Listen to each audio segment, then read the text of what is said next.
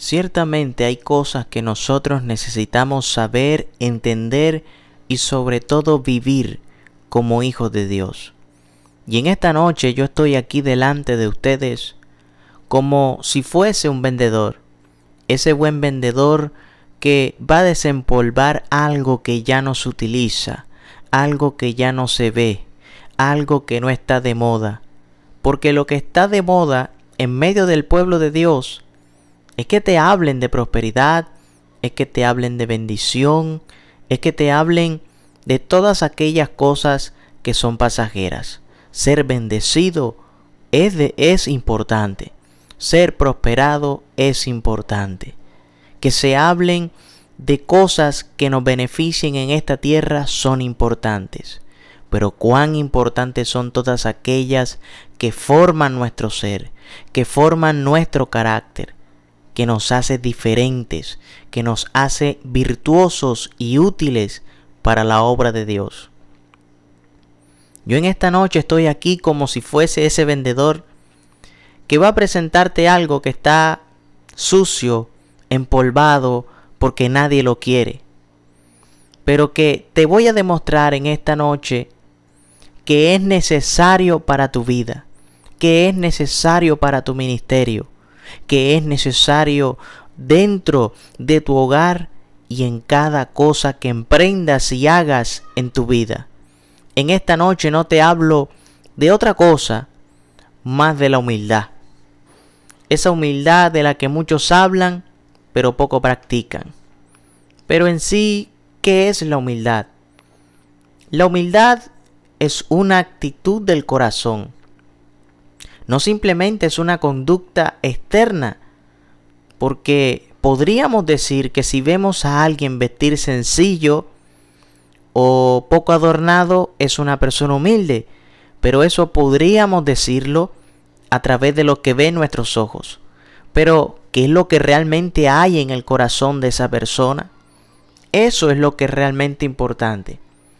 Porque alguien podría tener esa apariencia humilde, pero podría tener un corazón lleno de orgullo, lleno de prepotencia, lleno de altivez.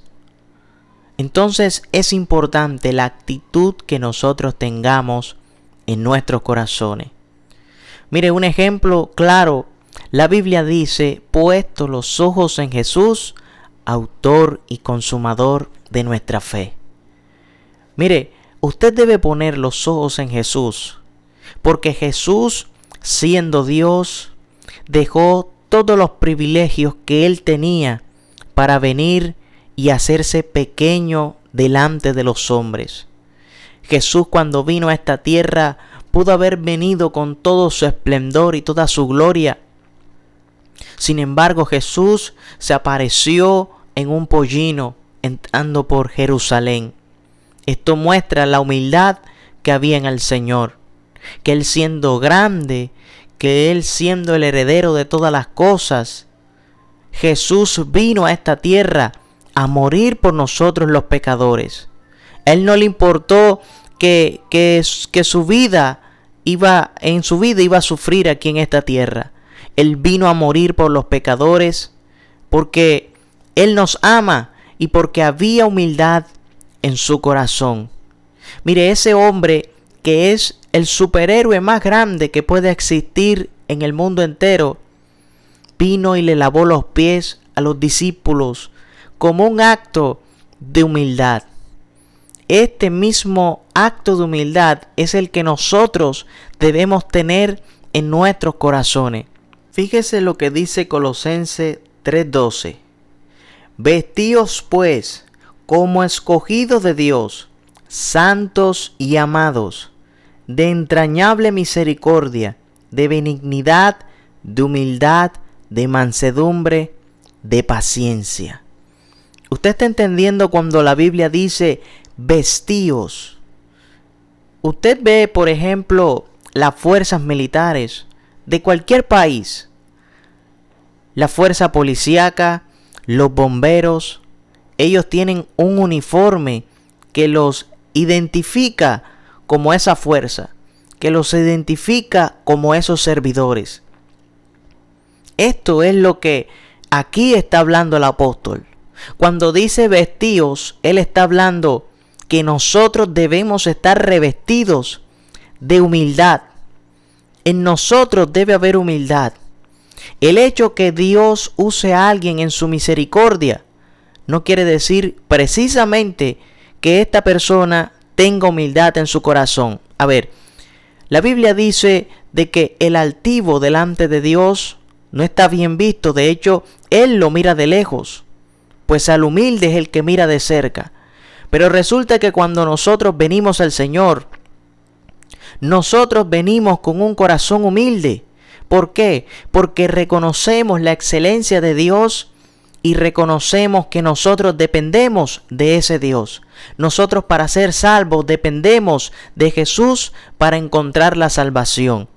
Eso es la humildad, reconocer de que Dios está por encima de nosotros y que dependemos de Él. Ahora bien, cuando nosotros venimos al Señor y nos convertimos, hay humildad en nosotros. Pero resulta que en medio del camino esa humildad puede ser restada o puede desaparecer de nuestra vida, para que entonces se levante en nosotros la altivez, la arrogancia y la vanagloria. Porque el hecho de que usted hable en lenguas, el hecho de que Dios a usted lo use, no quiere decir de que todo el tiempo usted va a permanecer humilde. Porque si nosotros nos descuidamos, porque si nosotros no estamos sometidos a Dios, su palabra y en su presencia, cuando nosotros no morimos a esta vieja carne, a este yo pecaminoso, entonces va a suceder que se va a levantar delante de nosotros para oponerse a todo lo que se llama Dios. ¿O es que acaso esto no era lo que le pasaba al apóstol Pablo cuando decía: el querer hacer el bien está en mí? Pero oye, veo otra ley que se rebela en contra de la ley de mi mente y me lleva cautivo al pecado. Estamos hablando del apóstol Pablo, y aún así el apóstol Pablo sentía los estragos, las arremetidas de la carne en contra de su vida. Entonces sí, cuando nosotros llegamos al Señor hay humildad en nosotros, pero esta humildad, cuando nos descuidamos, empieza a desaparecer en nosotros. Entonces empieza a haber la altivez en nosotros. ¿Cómo puedo darme cuenta yo si la humildad ha desaparecido de mi vida? Cuando nosotros creemos saber todas las cosas, cuando no aceptamos corrección del líder, cuando no aceptamos corrección de aquel que Dios usa también, porque solamente creemos que lo que nosotros enseñamos es lo único que vale. Este es el error número 1 de aquellos que han caído en apostasía. Porque dice la Biblia que antes de la caída viene la altivez de espíritu, es decir, la humildad se ha ido de estos líderes. La humildad se ha ido de estos predicadores. La humildad se ha ido de estos corazones. Y ellos no se han dado cuenta de que la altivez llegó a sus vidas para destruirlos. Pero aquellos que amamos al Señor debemos mantenernos en humildad, en sencillez, en mansedumbre. Mire, no existe otro hombre en la Biblia, aparte de Jesús, que pudiera enseñarnos a nosotros el verdadero significado de la humildad como lo fue Moisés. Mire, Moisés fue aquel hombre que Dios usó para libertar al pueblo de Israel.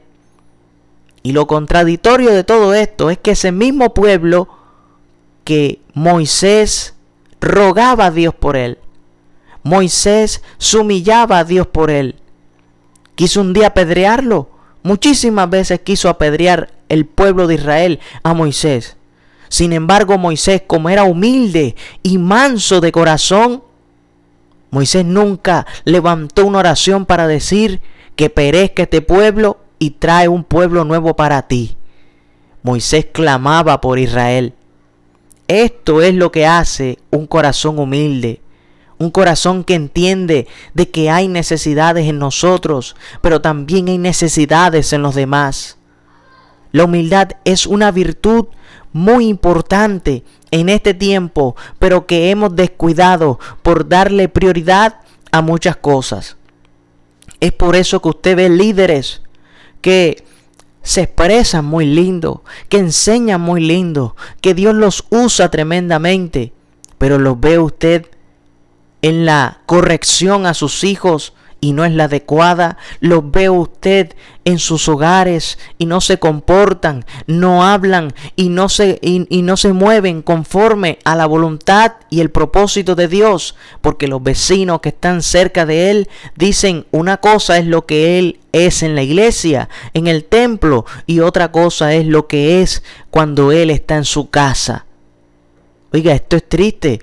Por eso nosotros no debemos dejar que la humildad se aparte y se vaya de nuestra vida.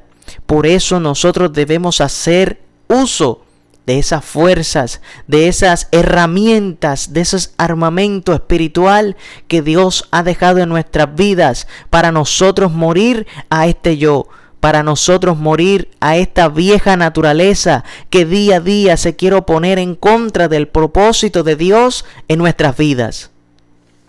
Me llama poderosamente la atención y son aquellas palabras que el apóstol Pablo le dijo al joven Timoteo. Pablo le dijo a Timoteo: ten cuidado de ti mismo.